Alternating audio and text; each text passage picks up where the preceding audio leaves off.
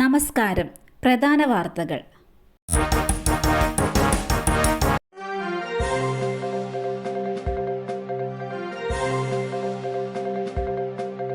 ഇതാണ് എന്റെ ജീവിതം. വിവാദങ്ങൾക്കൊടുവിൽ ഇ.പി. ജയരാജന്റെ ആത്മകഥ പുറത്തിറങ്ങുന്നു. പേരും പ്രസാധകരും മാറിയാണ് ഇ.പി. ജയരാജന്റെ ആത്മകഥ പ്രസിദ്ധീകരിക്കുന്നത്. മാതൃഭൂമി ബുക്സ് ആണ് പുതിയ പ്രസാധകർ.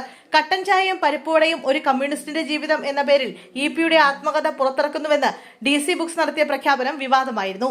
ആത്മകഥയിലെ പരാമർശങ്ങൾ എന്ന പേരിൽ അന്ന് പുറത്തുവന്ന വിവരങ്ങൾ വലിയ രാഷ്ട്രീയ കോലാഹലങ്ങൾക്കും വഴിവെച്ചിരുന്നു. ഓപ്പറേഷൻ നുംകോർ കസ്റ്റംസിന് അപേക്ഷ നൽകാൻ ദുൽഖർ സൽമാൻ. ഓപ്പറേഷൻ നുംകോറിൽ പിടിച്ചെടുത്ത വാഹനം വിട്ടുകിട്ടാനായി ദുൽഖർ സൽമാൻ ഉടൻ കസ്റ്റംസിന് അപേക്ഷ നൽകും. ഹൈക്കോടതി അനുമതി നൽകിയതിന്റെ അടിസ്ഥാനത്തിലാണ് നീക്കം. അതേസമയം കൂടുതൽ വാഹനങ്ങൾ പിടിച്ചെടുക്കാനുള്ള തീവ്ര ശ്രമത്തിലാണ് കസ്റ്റംസ്. ഓപ്പറേഷൻ നുംകോറിന്റെ ഭാഗമായി കസ്റ്റംസ് പിടിച്ചെടുത്ത ലാൻഡ് റോവർ വിട്ടുകിട്ടണം എന്നാവശ്യപ്പെട്ട് നേരത്തെ ദുൽഖർ സൽമാൻ ഹൈക്കോടതിയെ സമീപിച്ചിരുന്നു. വിശദമായ വാദം കേട്ട കോടതി കസ്റ്റംസ് അഡീഷണൽ കമ്മീഷണർ ദുൽഖറിന്റെ ആവശ്യം പരിഗണിക്കണമെന്ന് ഇടക്കാല ഉത്തരവിട്ടു. വാഹനം വിട്ടു നൽകാൻ സാധിക്കില്ലെങ്കിൽ കാരണം വ്യക്തമാക്കണമെന്നും കസ്റ്റംസിനോട് നിർദ്ദേശിച്ചിരുന്നു.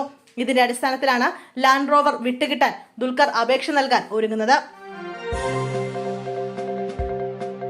ശബരിമലയിൽ ഏറ്റവും കൂടുതൽ കൊള്ള നടന്നത് ഉമ്മൻചാണ്ടിയുടെ കാലത്ത്. ഇപ്പോഴത്തേത് കള്ളക്കണ്ണീർ.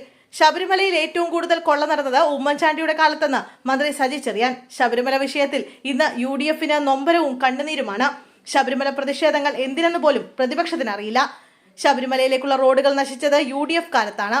മികച്ച കുണ്ടും കുഴിയും അന്ന് കാണാമായിരുന്നു. റോഡിലൂടെ പോകുന്നവൻ തിരിച്ച് നട്ടലില്ലാതെ വരുന്ന കാലമായിരുന്നുവെന്നും അദ്ദേഹം പരിഹസിച്ചു. മലപ്പുറത്ത് ശൈവ വിവാഹത്തിന് നീക്കം. പ്രതിശ്രുത വരനും ഇരു വീട്ടുകാർക്കും ചടങ്ങിൽ പങ്കെടുത്തവർക്കുമെതിരെ പോലീസ് കേസ്. മലപ്പുറം കാടാമ്പുഴ മാറാക്കര മരവട്ടത്താണ് സംഭവം. 14 വയസ്സ് മാത്രം പ്രായമുള്ള പെൺകുട്ടിയുടെ വിവാഹ നിശ്ചയമാണ് ഇന്നലെ നടന്നത്. പ്രതിശ്രുത വരനും വീട്ടുകാർക്കും പുറമെ വിവാഹ നിശ്ചയത്തിൽ പങ്കെടുത്ത 10 പേർക്കെതിരെയും പോലീസ് കേസെടുത്തിട്ടുണ്ട്. 14 വയസ്സുള്ള പെൺകുട്ടിയെ ചൈൽഡ് വെൽഫെയർ കമ്മിറ്റി ഏറ്റെടുത്തു. ഇന്നലെ വിവാഹ നിശ്ചയം നടക്കുന്നറിഞ്ഞ് കാടാമ്പുഴ പോലീസ് സ്ഥലത്തെത്തി കേസെടുക്കുകയായിരുന്നു. ഭർത്താവിനോടൊപ്പം യാത്ര ചെയ്യുന്നതിനിടെ സ്കൂട്ടർ നിയന്ത്രണം വിട്ട് മറിഞ്ഞു. ബസിനടിയിലേക്ക് വീണ യുവതിക്ക് ദാരുണാന്ത്യം.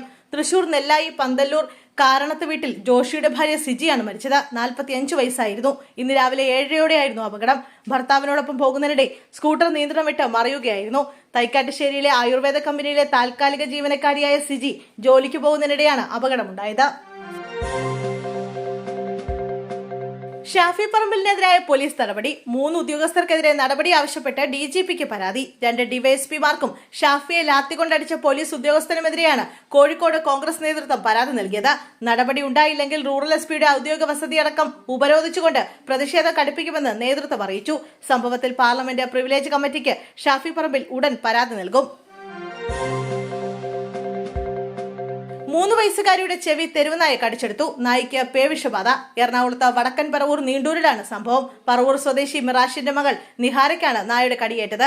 കുട്ടിയുടെ ചെവി നായ കടിച്ചെടുത്തു. ഇന്ന് വൈകിട്ട് 4 മണിയോടെ വീടിനോട് ചേർന്നുള്ള അമ്പലത്തിന്റെ പരിസരത്ത് വെച്ചാണ് കുട്ടിയെ തെരുവുനായ ആക്രമിച്ചത്. നായയ്ക്ക് പേവിഷബാധ ഉണ്ടോ എന്ന് സംശയമുണ്ട്. കുട്ടിയെ വിദഗ്ധ ചികിത്സയ്ക്കായി എറണാകുളം സ്പെഷ്യാലിറ്റി ആശുപത്രിയിലെത്തിച്ച് പേവിഷബാധ പ്രതിരോധ കുത്തിവയ്പ് നൽകി. കുട്ടിയെ കടിച്ച നായയെ നാട്ടുകാർ ചേർന്ന് തല്ലിക്കൊന്നു.